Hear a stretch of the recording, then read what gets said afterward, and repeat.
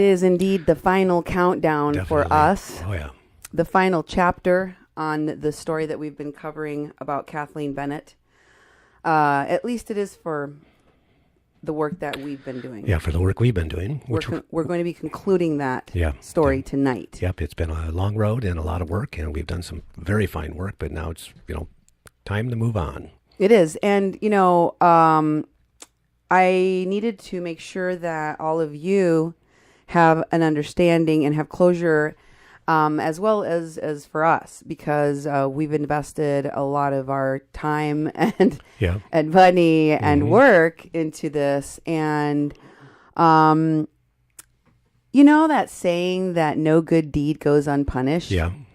This kind of feels like that. Uh-huh. Because we did try to help a woman who was innocent of the charges that we've been talking about. Mm-hmm. That part is all true. Still true, never changed. However, who is indeed against Kathleen Bennett has come to include her own family members. Mm-hmm. We had to bring that information to you on our last show, Deception. Yes. In which we told you that her son, her uncle, the son's girlfriend, the uncle's girlfriend, all of them hate Kathleen. All of them are trying to do her harm. And when I say hate, I mean hate. Yeah. The son said, "I hate my mom." And I was like, what the hell kind of person says that? Exactly. I mean, even if you do, I guess everybody has been angry at their parents during their lifetime. Mm-hmm. I know I have. Oh, yeah. And, we have all had issues with our parents. But to say that you hate your parent, that's tall. That's a tall order. So I know it's late, guys. It took me an agonizingly long time to decide how I was going to finish this story, what more I was going to present, because frankly, we could go on for another year with the amount of stuff that we have, phone calls, interviews, information, etc., surrounding this case.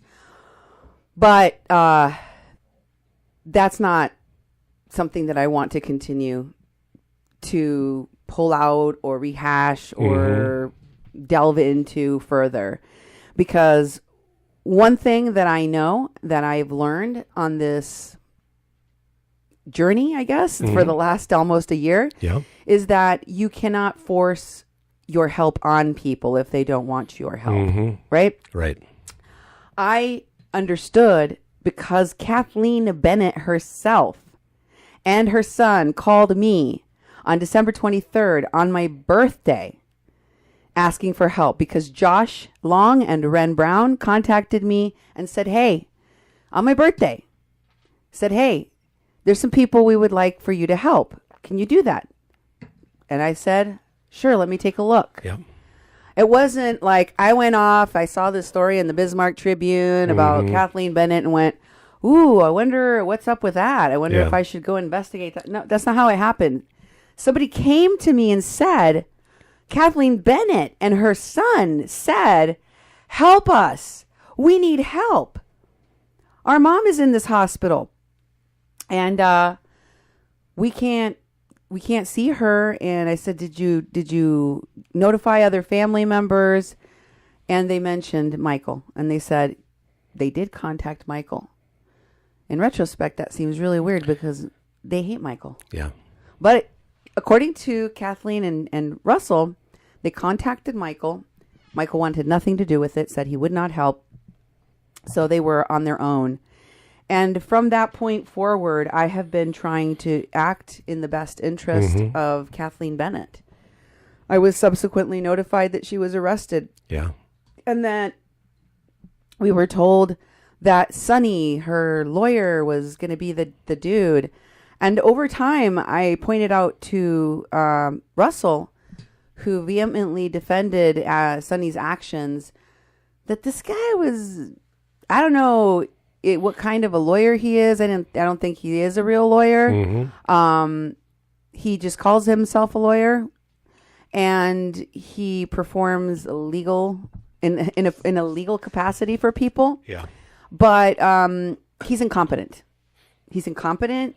He failed to go to the guardianship hearing. He told this story about how he was detained and the police. And the thing is, we called everywhere. I called the courthouse. I called the police departments. And there was no record of any contact with Sonny that day. Yeah, he wasn't being detained. And I asked him about it, and he was, he and Russell were both very defensive about that. Over time, however, we were able to get Kathleen a real lawyer. And we were able to get her mother back home to Nevada, out of that hospital, back home to Nevada. And Kathleen Bennett was released on bail, had her conditions of release, which because of the elder abuse allegations meant she could not have any contact with her mother. Those conditions were removed. The conditions that she stay within the 3-county area in North Dakota, removed. Yes.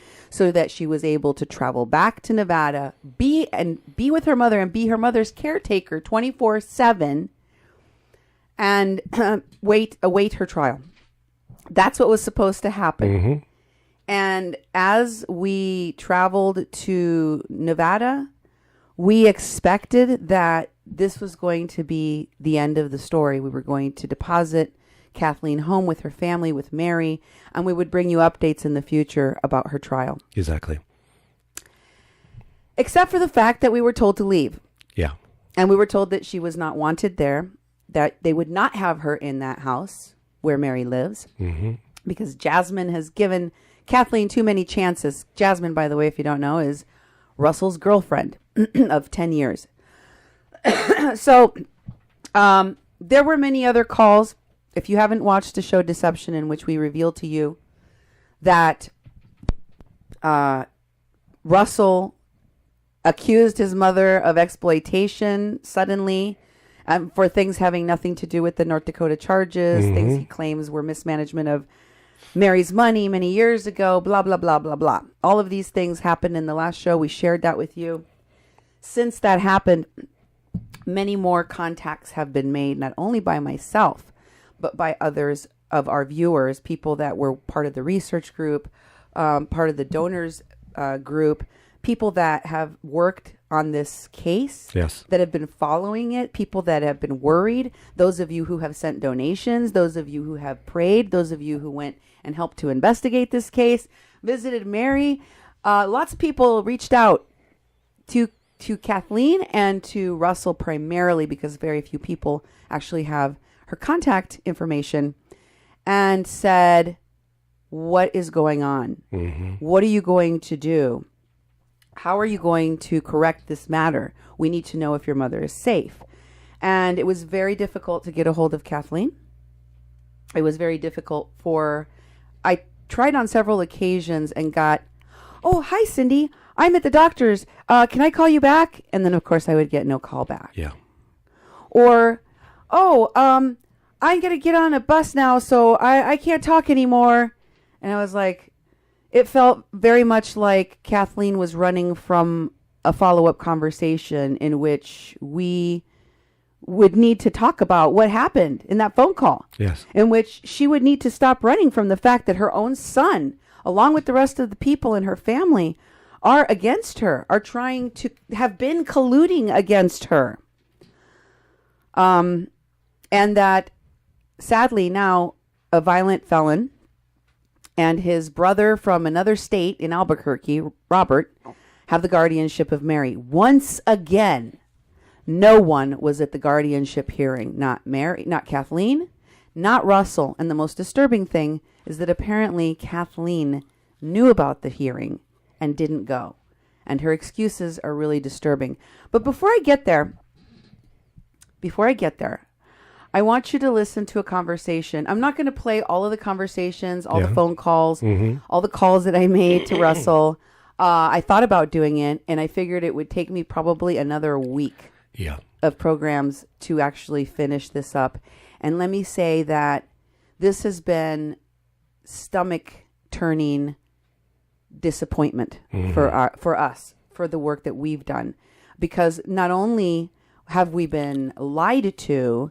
We are also being ignored and at this point by both Russell and Kathleen. What the reasons are for or why, it doesn't really matter. It is incredibly disturbing and insulting, especially because we have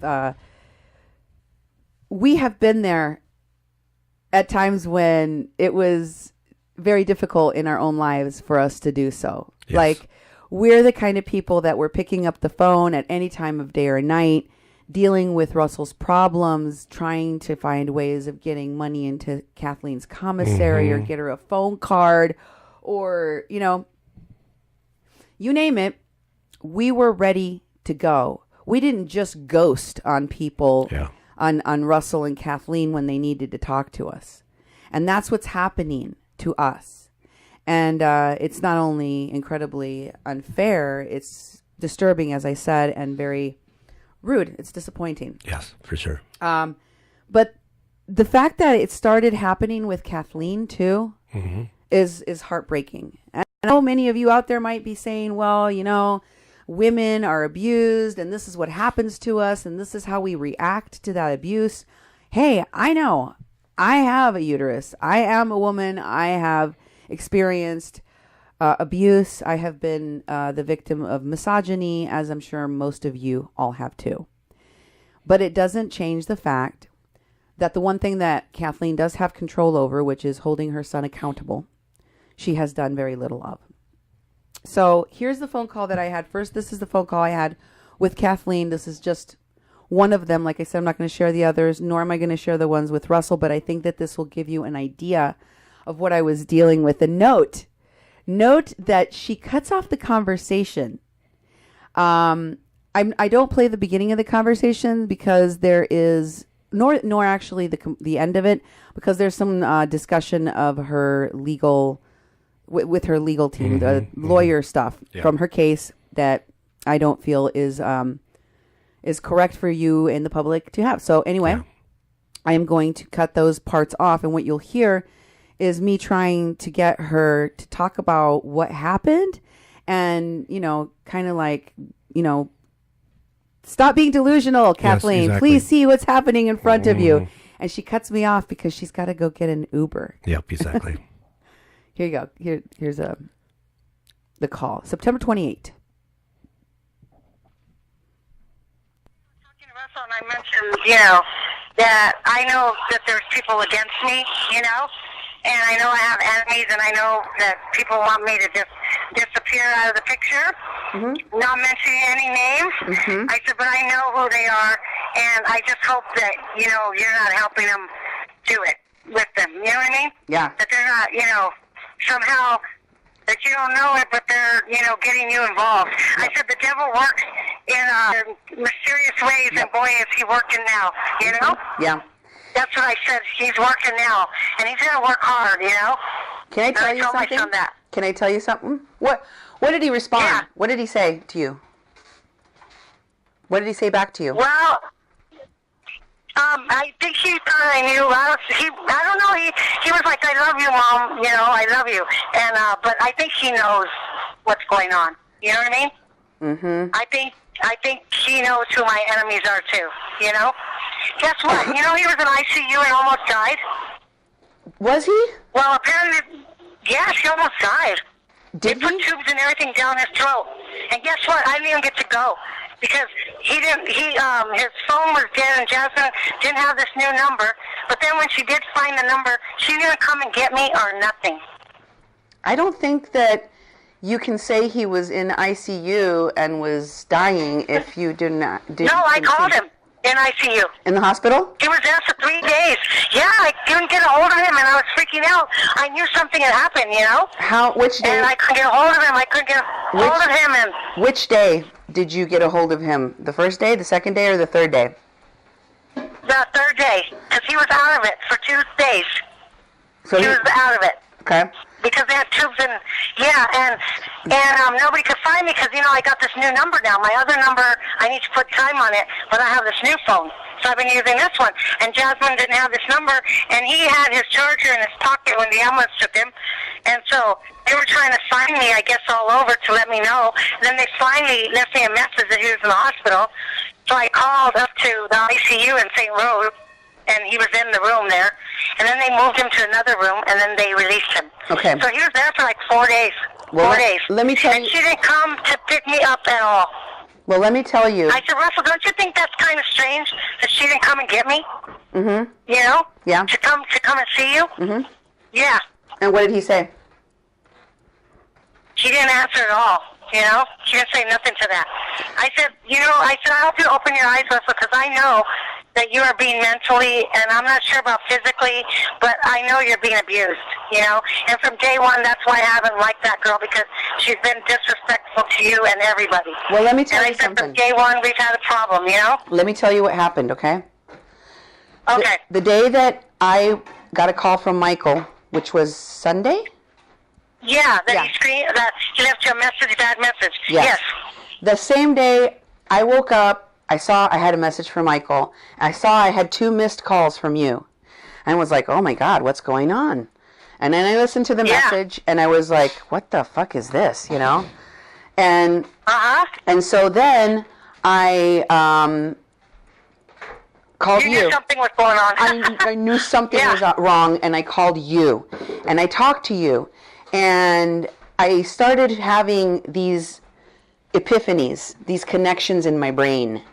Because I knew that Michael was talking about the prosecution. The trial was in a week, right around the corner. And I told Russell that. And you were going to be coming back. And then, all of a sudden, Jasmine is talking about, she remembers now, all of a sudden, that you were talking about an intruder? Yeah. Then I said something. Then an intruder? Hell no. Why the hell would I tell her that? You know what I mean? And then and Michael is talking about this. Well, it seems that your son wants them to come and testify for your trial. Did he tell you that? No. Well, he's been telling other people. Listen to me. He has been telling other people in our group that have been helping us that is what he was going to do. Now, that is a secret, what I've just told you. But when I tell you that your son has been doing some crazy shit, the reason I am saying that to you is because you need to know. My only priority, and I know this is hard for you to hear, but my only priority has been to protect you and your mom. That's what Josh and Ren have been here for. That's everybody has been here for. Do you know that he... What do you mean? He's telling people they're going to testify against me? No, he's telling people that he thinks Robert and that Jasmine and Robert and Michael should all go and testify as character witnesses for you. Right. That's not good. Oh, I see what you mean. That's awful. Michael is a fucking atomic bomb. Michael hates you. Why the fuck would Robert or Michael want to come and testify for you? Why the fuck would Russell? Not only that, they've already supposed to be on the prosecution side. Right. Why would they come and testify for me anyway? Why would he even say, oh yeah, they're going to testify for my mom? Why would he even entertain the idea? If my girlfriend said to me, I'm going to go with you to North Dakota to testify on behalf of your mom, I would say, no, crazy bitch, you can't come.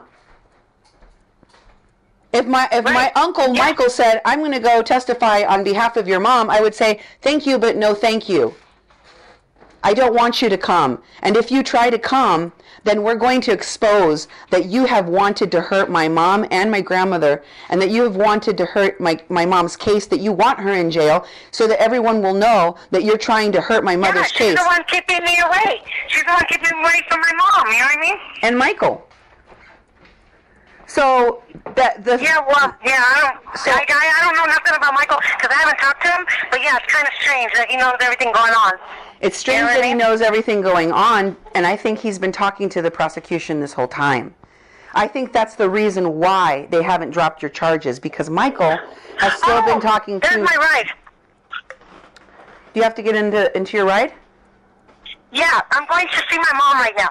Okay. So let me call you as soon as I get there, okay? I have somebody coming. Sorry. I have somebody coming over, so I'll have to talk later. I canceled it because nobody showed up. You know how Oh, I'm here. Well, I know I was, but Yeah. So yeah, she had to go, and I guess phones don't work in her ride, inside of a ride. Yeah. You can't talk on the phone if you're inside of a vehicle. Did you know that? Yeah, and it was some pretty important information you were telling her, that her brother is working against her and providing information to the prosecution, and he's talking about coming to be a character witness for you. And Jasmine. And Jasmine, too. And those are things that she needed to talk about. That was very, very important information at that time, and she had to go. She had to go. And this is following the threat call from Michael and the call I had with Russell, where I told him, I said, guess what? I figured out what you guys are doing. I figured out what your girlfriend's doing. I figured out what you're doing. And if I'm right, if my suspicions are correct, you're not going to get away with it, because I'm going to tell people what you're doing. And then he was like, I got to go. I'll talk to you later. I'm going to get to the bottom of this. I'm going to figure it out. And then he went into a coma. Yeah. And he couldn't talk to me for several days. After we played the show Deception, after the show Deception, guess what? For the first time, people received pictures of Russell in a hospital gown, in a hospital with tubes down his throat, as proof that he actually had been in a hospital. Because prior to that, he hadn't sent anybody any proof that he never even mentioned it. He didn't even bring it up. He didn't even tell us. He just dropped off the face of the earth while we're waiting for information from him, and nobody talks to us for 4 days. Yeah. So I finally get a hold of Kathleen, and she tells me in this call, yes, I talked to my son. I told him, I know who's against me. I know that you're probably being used by them. I hope you're not helping them or you're not with them. The devil is working. Remember she said all these things? Yeah. She warned him. She said, look, son, this is what's up. I know about this. And, I hope you're not working with these people. I hope you open your eyes, she said in there. Remember that? I hope you open your eyes and see who these people are. And it was so strange for me when I talked with her again, how disconnected she was. It was almost as if from one day to the next, she is suddenly, rah, rah, sis, boom, bah, defending her violent, hateful brother Michael, who does not care if she goes to jail, did not care about going and getting married, did not care about visiting Kathleen, didn't put a dime in her commissary, didn't make a single phone call to her, didn't go visit her a single time in jail, hasn't spoken to her since she's been back in Nevada, even though he lives about a block or so away from Russell. Hasn't done anything for her, knowing that his sister is there. This is the same sister who went and rented a condo she couldn't afford so that he could get out on probation from jail. Exactly. The same sister that ended up contracting pneumonia because Michael left her for some chick and didn't stay to help pay the rent on that condo she rented exclusively so that he could get out on probation. This guy has always been selfish and greedy and a criminal. I mean, he's a career criminal, a lifelong criminal, and a very violent one too. And the fact that I pointed out the danger of this man having access to not one, but two firearms, a 9mm and an automatic rifle, an automatic rifle. Why on earth you would want to put something that volatile in the house where there's not one crazy person, but three crazy people? Russell, Jasmine, and Michael. I don't know about Robert. I have no idea what he's like.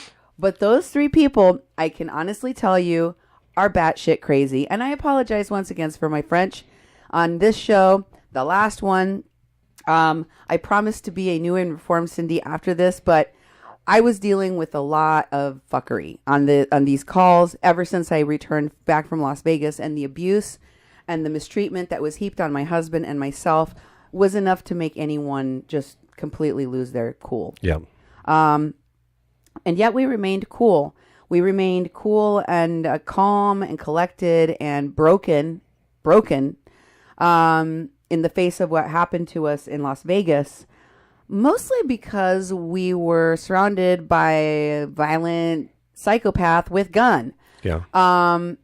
But when I got back here, I was like, no more. Basta. And it was going to be like, this is hasta aquí. We're done. And I'm going to get answers, and I'm going to hold Russell accountable. The problem came because Kathleen wasn't willing to hold her son accountable. And apparently she's not willing to hold Michael accountable or anybody, really. This next call, in which I speak to Kathleen about the fact that Russell immediately started calling donors and asking them for money so he could put you in a hotel.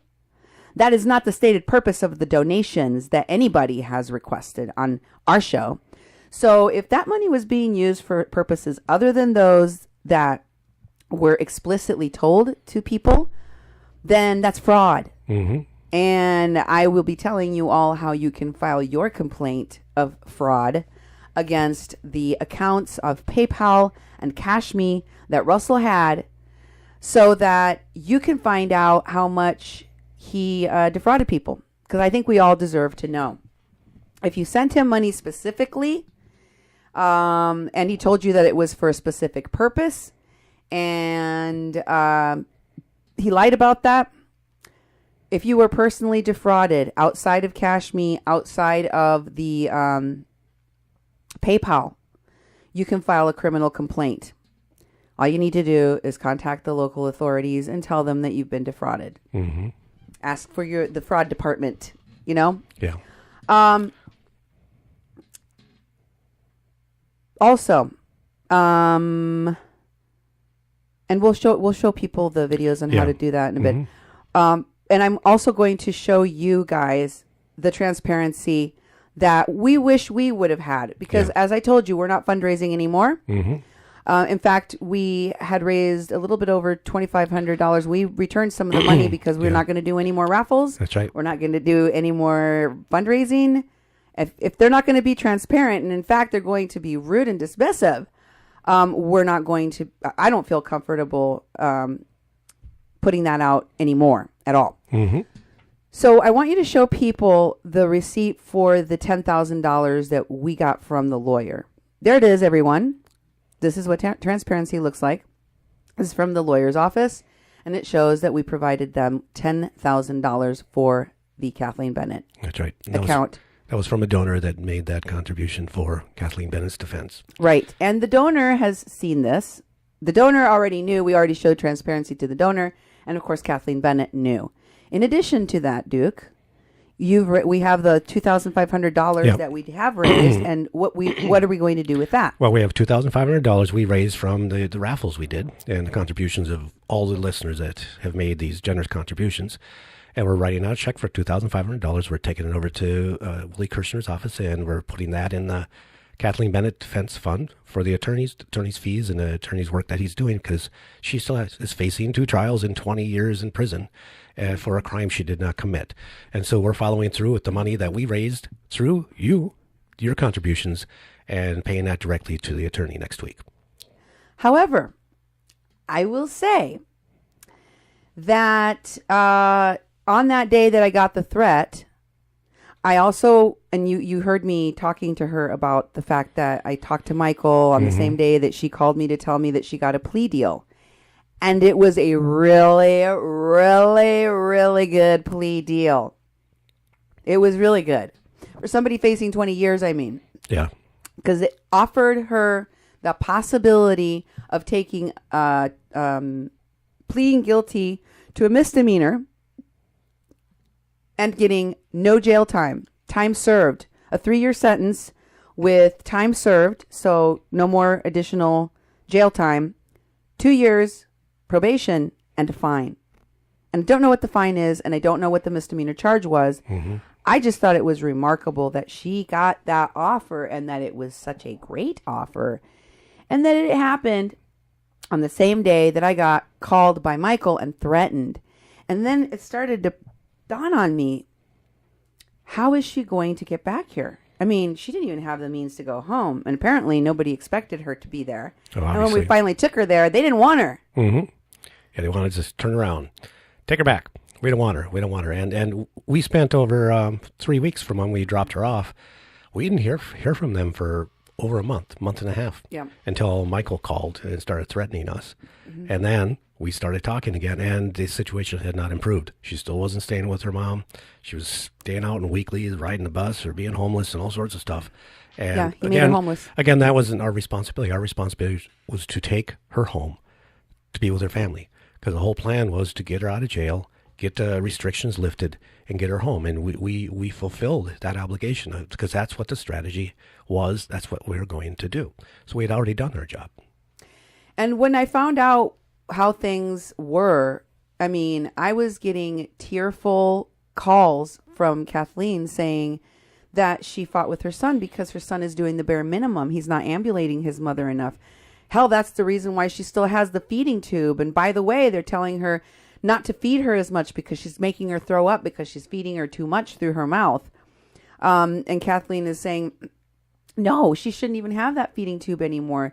She should have already been walking again. And, you know, he isn't turning her enough. That's why she has that bed sore still. And then, you know, the tone changed. You'll hear in this call how I brought up the fact, you know, like the urgency in my voice, the urgency coming from me, I was transmitting because you gave me that, Kathleen. You're the one that called me crying, saying that this is happening to your mother, that they're reducing the amount of hours that you can see her, giving you the excuse that you get your mother too excited when she has too many visitors. All of these things. And your son is actually the obstacle now. Your son is the one keeping you from seeing your mother. Your son is the one keeping Mary from progressing, keeping Mary from getting better soon, and keeping you away from your mother. And it was hard for her to hear. I think that she was in denial, and that it was possibly, I don't know, I'm making excuses for her at this point, but I realized that she does not deal well with accepting that her son is responsible for doing this to her. Mm-hmm. And I want you to hear how different she is in this call, where I ask her to you know, think about all these things, Kathleen. Think about the fact that your son didn't tell us about the guardianship. He didn't tell us. And when I confronted her and say, he said nothing about it, she said, oh, I knew about it. I actually got documents for it. Mm-hmm. And that's when, you know, it started to like sink in that to me, like, whoa, wait a minute. So you missed your mother's guardianship hearing? I mean, isn't this like this is the same woman, by the way, that went to the guardianship hearing here in North Dakota, even though she got arrested. She got arrested for going to that guardianship hearing. And it didn't stop her. Nothing could stop her from going to her mother's guardianship hearing, or so we thought.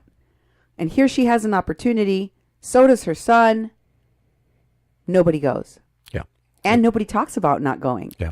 And nobody talks about the fact that Michael got the guardianship and that Robert got the guardianship and that they put all this crazy evidence against Kathleen into that guardianship hearing until the night I get that call from Russell. Yeah. And he starts telling me all this stuff in rapid fire succession and says that his mother's been exploiting his grandma. The call that you heard on the show Deception here on A Mexican Crossing Lines. Mm-hmm. So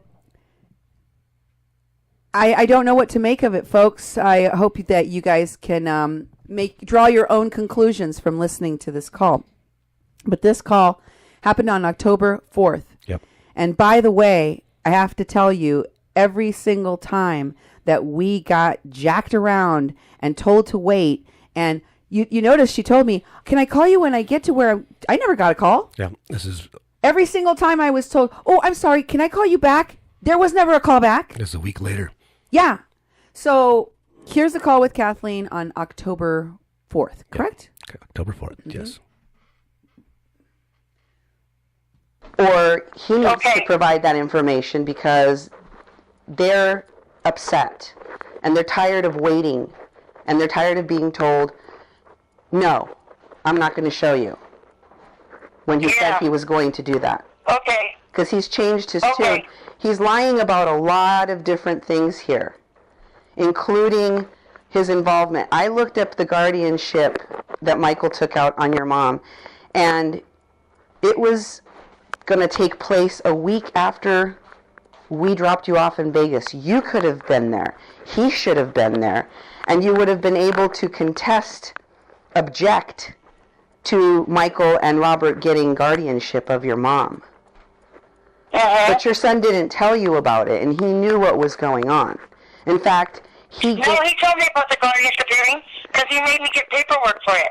I had to get the copies of the original power of attorney and the will. And then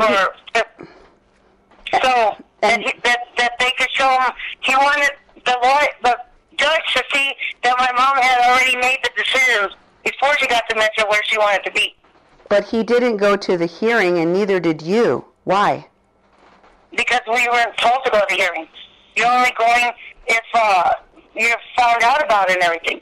That's why I knew that my brother lied to him that he was going to be on the guardianship, because you have to go to the hearing. I don't go to the hearing because I'm not even supposed to be near my mom, remember?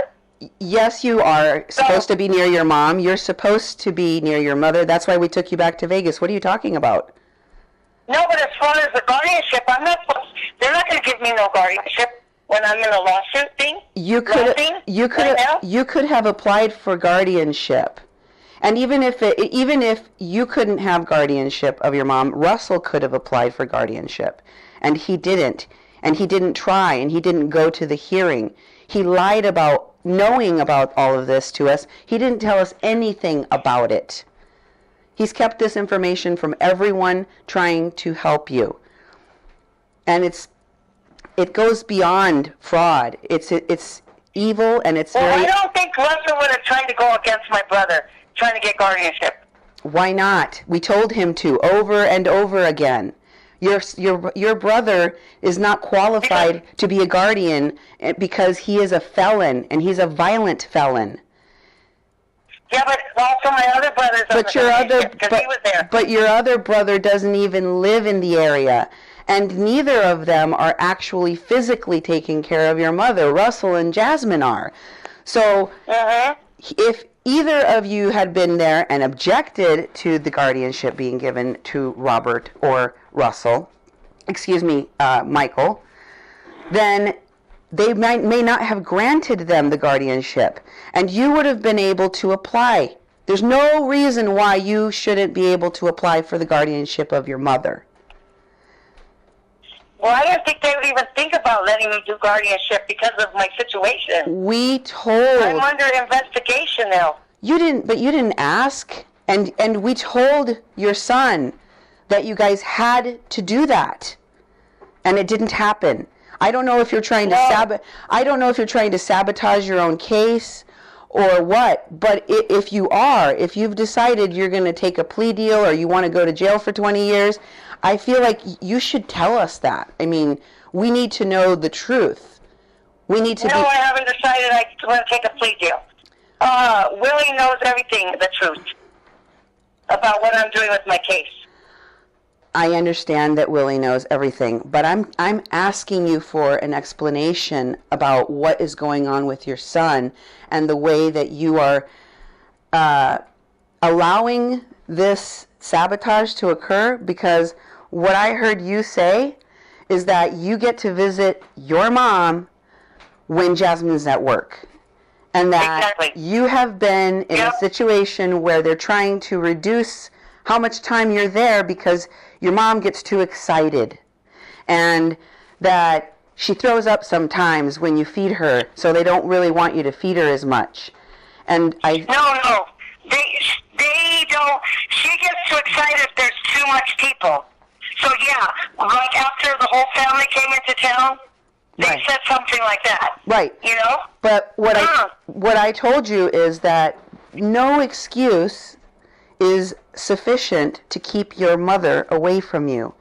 The whole point of getting you to Vegas was so that you could take care of your mom. Right. And get her back to health. And that has not been happening the way that it was intended to.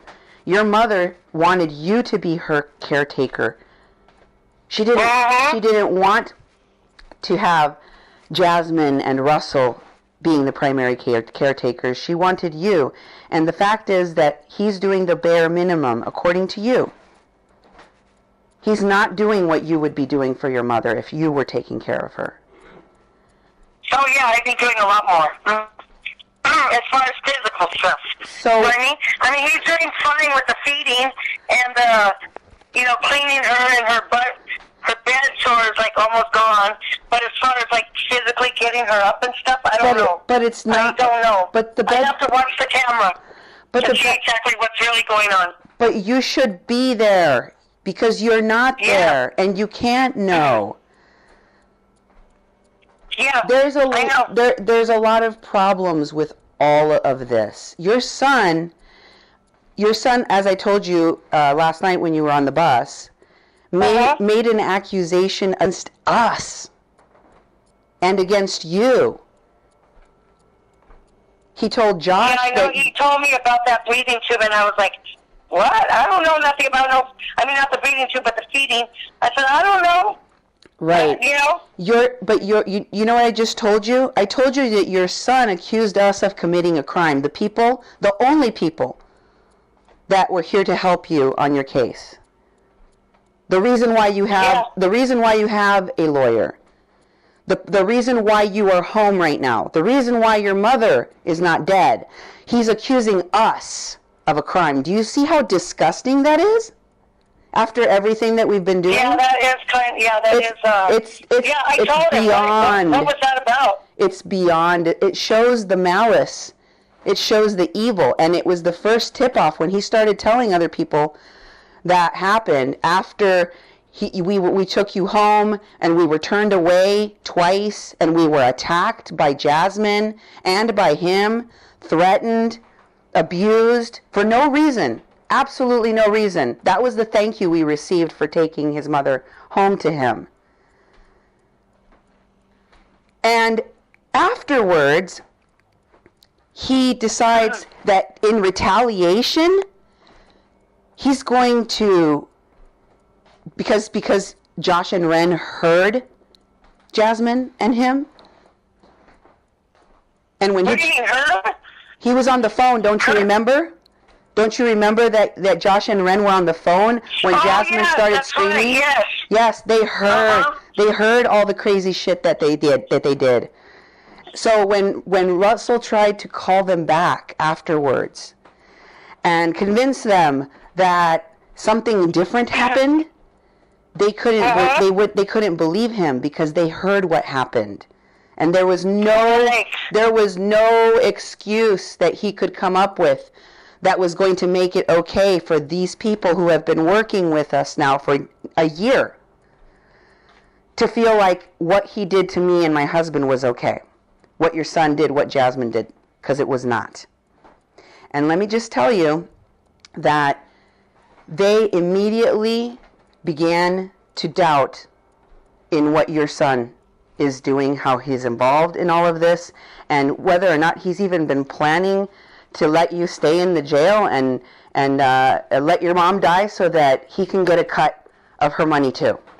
I don't know what kind of deal he's made with Michael. I don't know what Michael and he have schemed together, but I'll tell you, I really don't care to hear any more excuses that it's Michael's wife or girlfriend or that it's Jasmine, because the persons that have been lying to us is Russell. That's who's been lying to us. That's who's been using us and not telling us the truth. That's who's been hiding and not doing what he was supposed to do. When he went back to Vegas, I had many conversations with him and with Michael, telling them they had to go and file criminal complaints against Mulaney.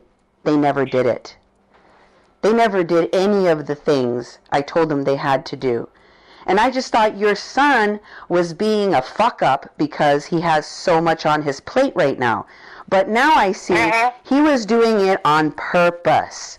And now that we caught him and saw what he's doing and how he is involved in all of this, he wants to discredit us. He wants to demonize us.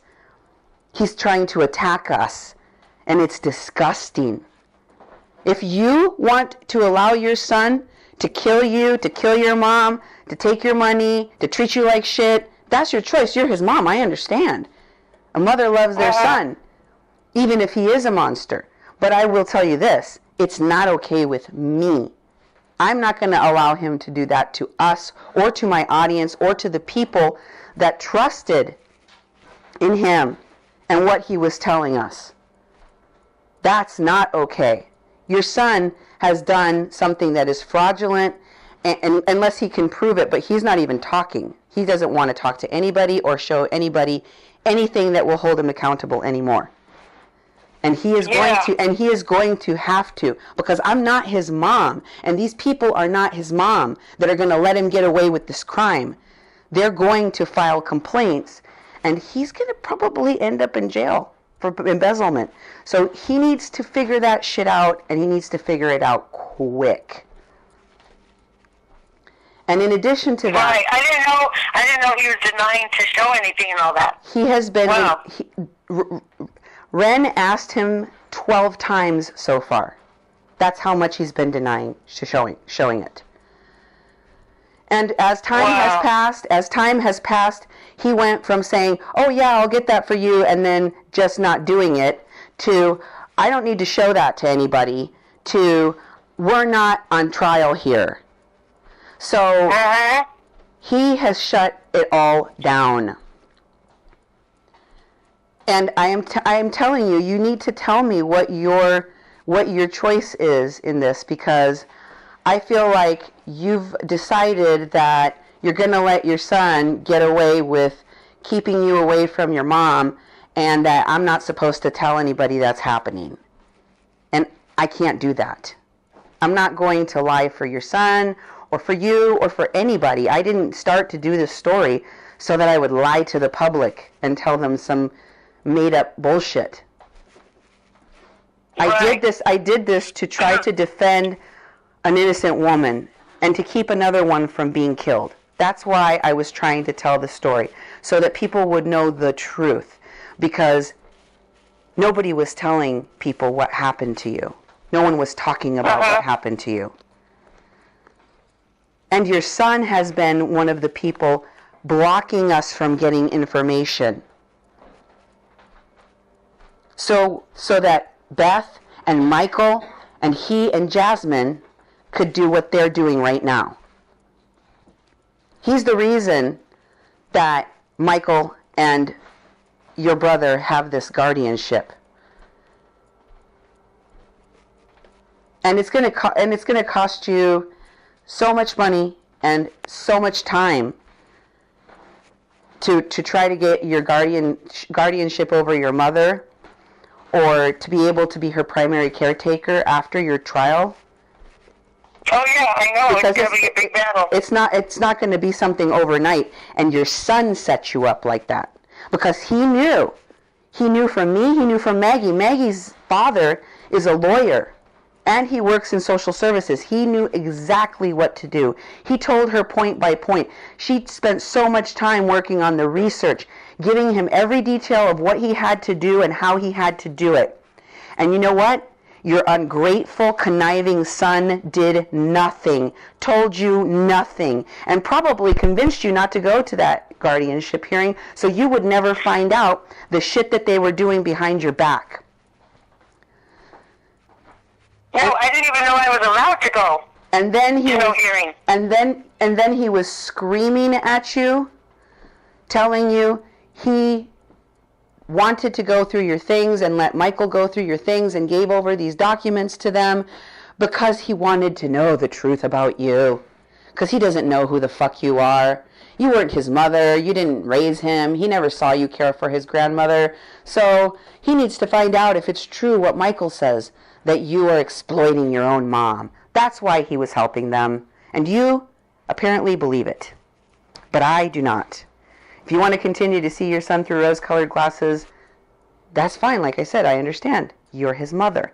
But I am not going to go blind because you're scared of what's going to happen to him. If he was scared of what was going to happen to him, he would try to fix it. Apparently, he doesn't give a shit. So that's his problem. It's not yours. Uh-huh. Yeah.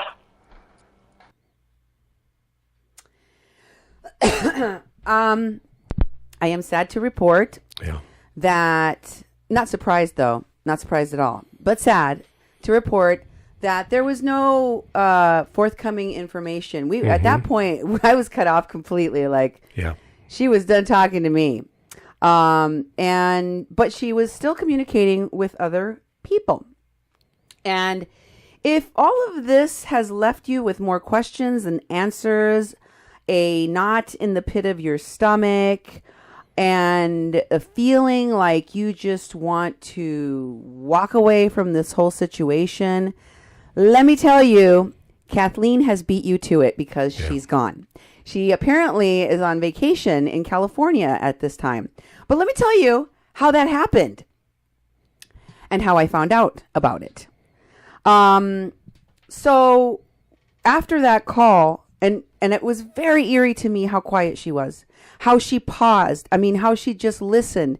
And did you hear that part where she said, as her excuse when I questioned her, why did she not fight for her own mother? Why did she not go to that guardianship hearing? She said she didn't know she wasn't told to go. Yeah. She wasn't told to go. I wonder if somebody has to tell her to wipe her ass, because like, you would think that those things are things that are logical that you would just do. You don't have to be told.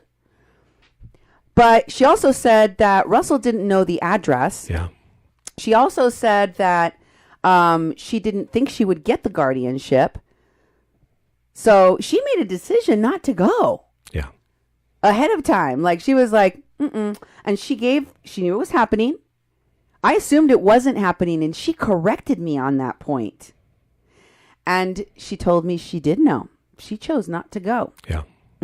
Very interesting. And I told her, I said, listen, I'm not going to cover for you. I'm not going to cover for your son. I'm not going to cover for anybody. You want to lie to people? Go right ahead. But I'm going to tell them what I know, and up to the point that I know it. I was told through third parties that spoke to him, Josh, Ren, other people that were texting and talking to him, like Maggie, that he was getting that paperwork. He was going to show the receipts.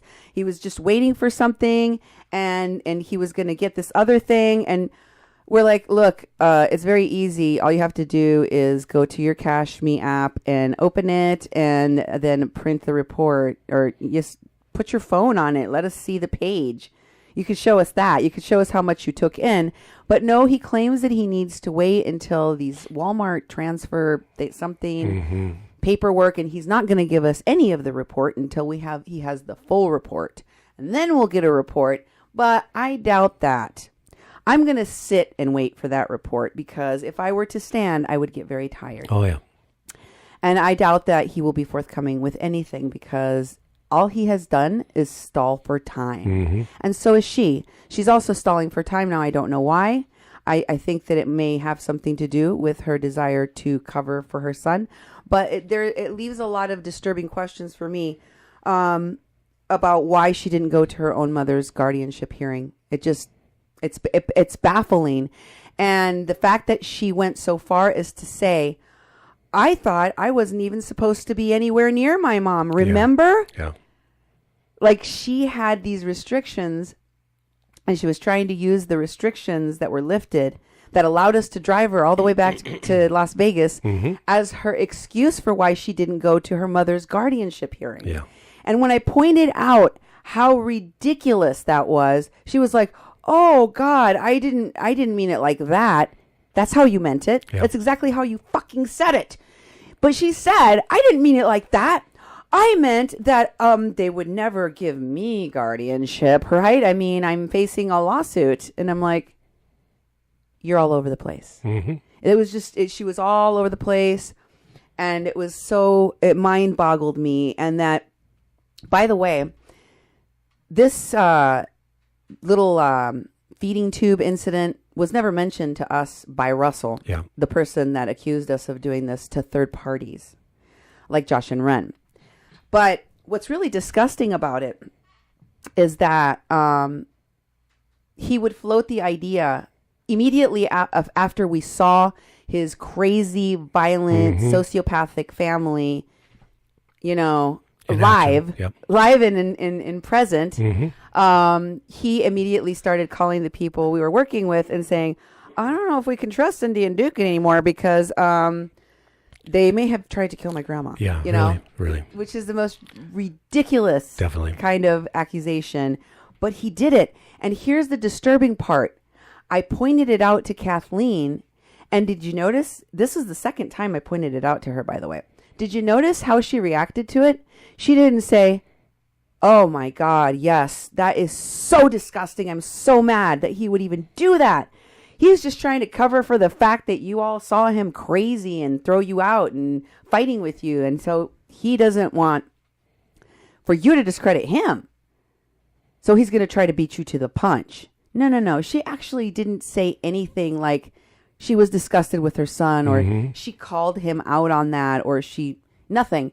She showed no anger toward the fact that her son did this and she knew about it. And she goes like, oh yeah. I asked him, what the hell is that about? I don't know nothing about no feeding tube.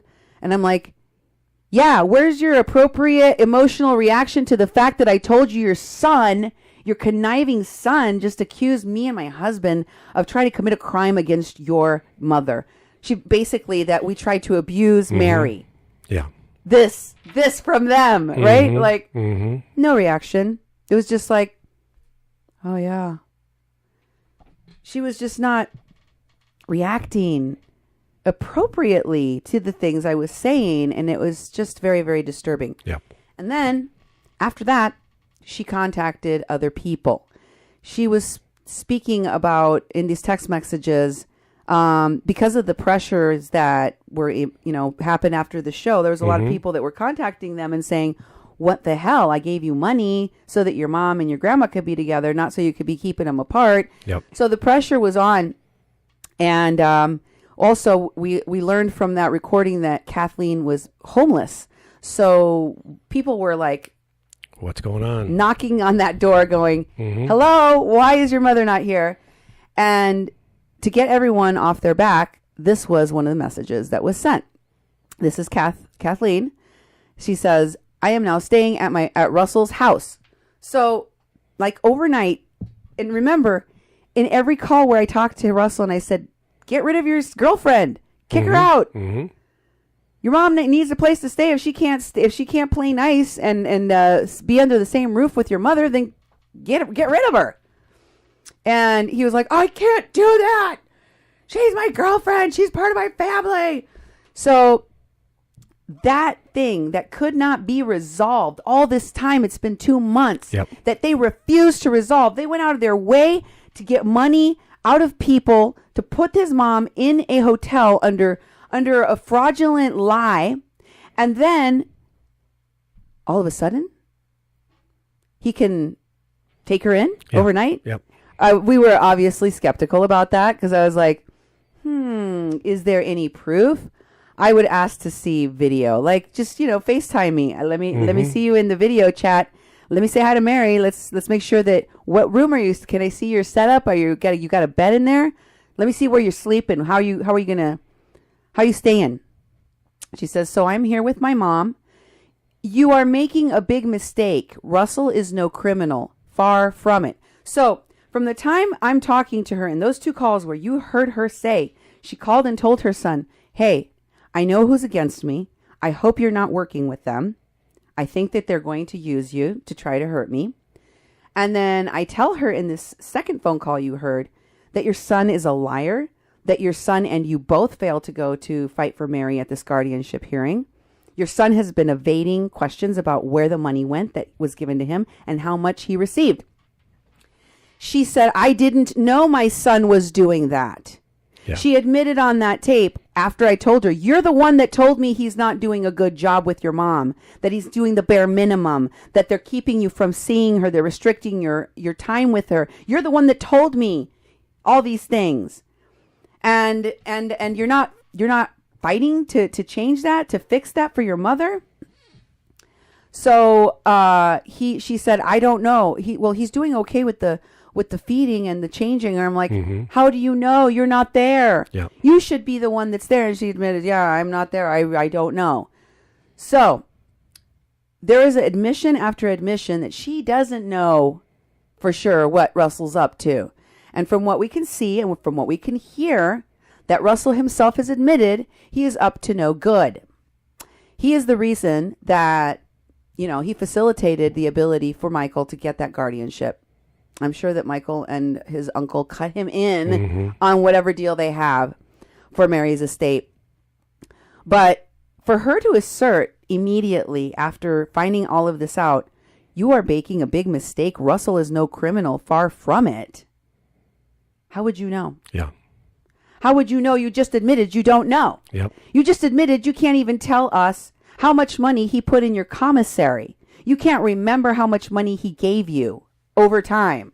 Really? I find that really, really hard to believe. Because you know what? There was a lot of allegations from Bill Runningfisher and Mulaney Stoneman about how much money was given to this family for gas cards and money and expenses that were paid on their behalf when they were taken out of the camp forcefully. And you know what? They produced proof. They knew to the penny how much money they got. But she can't tell me how much money her son gave her, how much money was raised from donors. Not at all. She has no idea whatsoever. You know what? That sounds fishy. Yeah. So how do you know? How can you know? And how dare you defend your son after everything that has been shown about him to the very people that have been protecting and defending your mother and you? That's sick. It's some sick behavior. Yeah. It's insulting, it's rude, but it's sick. She says, now she's defending him.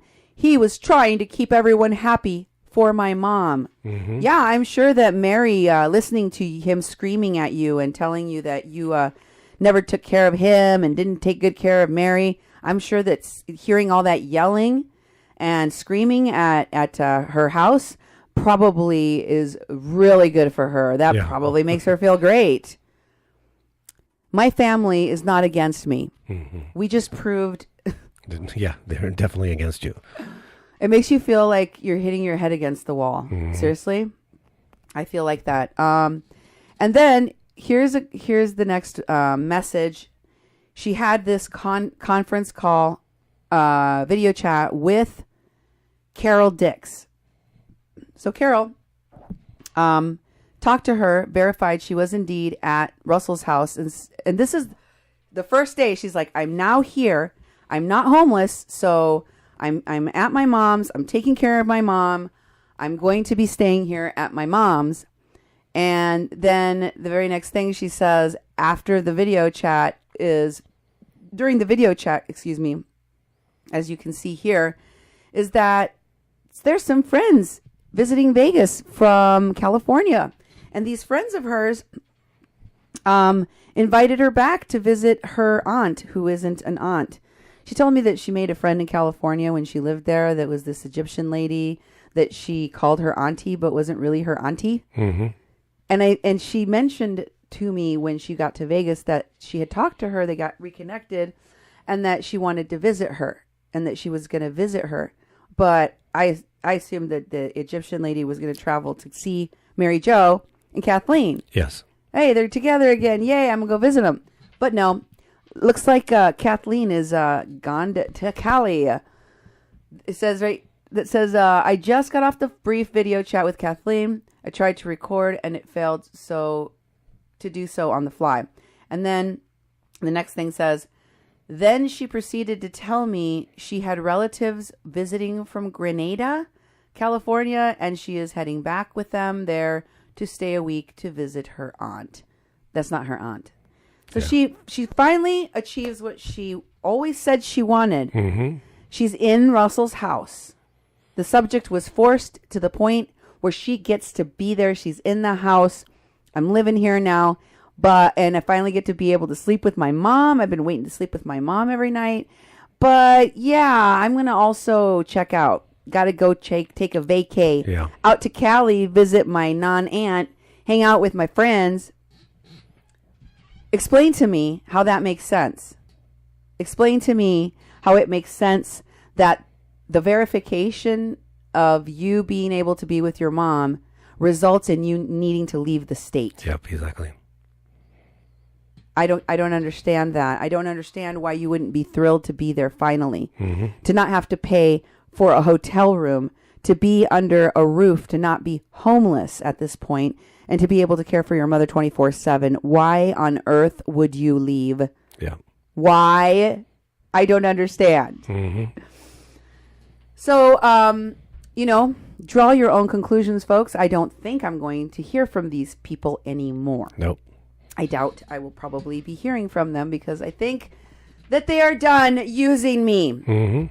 And I feel disgusted and sick. It has been very hard for me the past 2 months dealing with all of the craziness and the emotional chaos in their lives, and also just the disappointment and the disgust that I have experienced personally, seeing who Kathleen and Russell and the whole thing, what and who they are and what is going on. It has been really disturbing, heartbreaking, but I think that we're ready to move on and process what we need to do next. And we have a little video to help you file your Cash Me dispute. About if you donated to the Cash Me. And I know some of you have already said that you're going to send me the receipts to show how much you donated to this Cash Me. So here's how you can go ahead and make your complaint. This is a little video. A payment dispute is never something you look forward to, but we try to make sure the process of settling it is as smooth and painless as possible. Disputes happen when customers file a claim with their bank for any number of reasons. They might feel like the goods or services weren't provided. Maybe they're not happy with the quality, or perhaps they just didn't recognize your charge on their billing statement. The disputed amount will be held in your Square account for the duration of the dispute. During this time, the funds are not returned to your customer or their bank.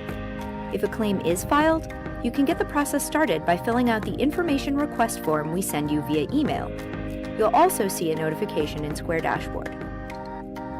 The more information you can provide, such as invoices, contracts, or shipping documents, the better chance we have of the bank closing the dispute in your favor. Keep in mind that it's possible the bank could rule in your customer's favor, and it can take up to 90 days or more to receive a resolution from your customer's bank. In the meantime, it's business as usual. For troubleshooting and advanced tips, visit square.com/help and search for disputes. Well, that's one way, and the main thing is to look up the Cash Me and then look at disputes and try to file something, because you have a receipt. You get a receipt by email when you make a donation. Same thing with PayPal. You receive a PayPal transaction number, and all you have to do is if you made the donation through PayPal, you go into your PayPal account and you go to the resolution center and you start the complaint process there. They're both very similar, and they're both designed to help the consumer for goods and services that were not rendered for what you gave. So that our advice is to, look at what you donated and follow the process so there's accountability that money was used for what you donated it for, and if it wasn't, you should get it back. Yeah. And I think that he needs to pay people back, especially for the money that he was using to put her in a hotel. Nobody was here to pay for hotels. Okay. That's not what this was for. So, excuse me. There's a PayPal process as well. Yeah. And he set up a PayPal. I always thought that was weird that he set up a PayPal. I thought maybe something happened with the Cash Me, and he didn't want the Cash Me. I know for a fact that some of the money that was given to him that was supposed to be used for his mother actually went to his violent felon uncle. Yeah. And I know none of you donated money to a violent felon, right? None of that. Y'all know what Michael looks like? Is a very different look from Kathleen. I'm pretty sure you did not donate to Michael, right? Mm-hmm. So let me just say that I've seen enough to know that we were all lied to and defrauded. I don't really, I'm not going to wait around for the excuses that they claim they're going to be forthcoming. I'm not holding my breath anymore. I'm done. I'm pretty much done. Is there anything else that you wanted to advise people that they could do? Well, I think the one thing is that look at your receipts and look at filing some accountability, a complaint, and what they'll do is that they try to get the customer and the provider to talk to each other. Mm-hmm. So the first step is going to trigger that because it puts money in holding. So that gets a person's attention pretty quick. Mm-hmm. So I'd advise you to do that. And also, that we still know that Kathleen didn't commit these crimes. Mm-hmm. We operated under wanting to help her in every way we could and understood that's what she wanted and her family wanted. And this past month has been really hard for us to deal with the things that aren't going so good. And we're at the point now where we're turning over the funds over to the attorney, and best of luck to he's a great attorney. Oh, yeah. If she actually shows up for trial and works with her attorney, she could be freed and not have any charges, and things could get dismissed, or she could be found innocent, and that's up to her. That's up to her and her attorney, and whoever else is going to support her through that. But we're done doing what we set out to do. We've accomplished the things we set out to accomplish, and it's time to move on. It is. And I wanted everyone to be able to have some closure for this. If there are other questions that you have that you feel like you want me to help you to understand, you can private message us. How can folks get a hold of us, Duke? Oh, there's many ways. There's a phone number right there on the screen. It's 701-566-0917. Again, that's a message line. So you can just leave us a message. The email works great. Cindy at kpppfm.com or Duke at kpppfm.com. You can also follow us on Facebook, and a lot of people use the Facebook messaging to get a hold of us. 88.1 FM Fargo-Moorhead. We have the People's Press Project site and the Mexi-Can site. And you can also follow Cindy on her public page by searching at Cindy Gomez-Schempp. So there's many ways to get a hold of us, and we're going to keep on doing work. Mm-hmm. I mean, we're going to produce shows. We have a lot of things going on in this community, in this country, in this world, mm-hmm. and we're going to continue with the Mexican crossing lines because there's much information to cover. So we're going to be coming back at you with all sorts of very interesting shows, mm-hmm. some local, some national, and mm-hmm. Keep tuned. Yeah, we'll be coming back very soon, and we'll probably be doing much more programming. We were kind of at a standstill because we were following this case, and we wanted to follow it to its logical conclusion mm-hmm. before we walked away from it. I felt professionally that was the duty that I had, and I felt like you all were owed answers, at least as many as I could find for you, and provide you with closure on what we've done and what you can do. And so now we're all leaving together. Yep, exactly. And this has been a Mexican Crossing Lines with Cindy Gomez-Schempp and Duke Gomez-Schempp here on 88.1 FM KPPP-LP Fargo-Moorhead, where we are adding local color to your airwaves. Thank you for being with us. This is the final countdown.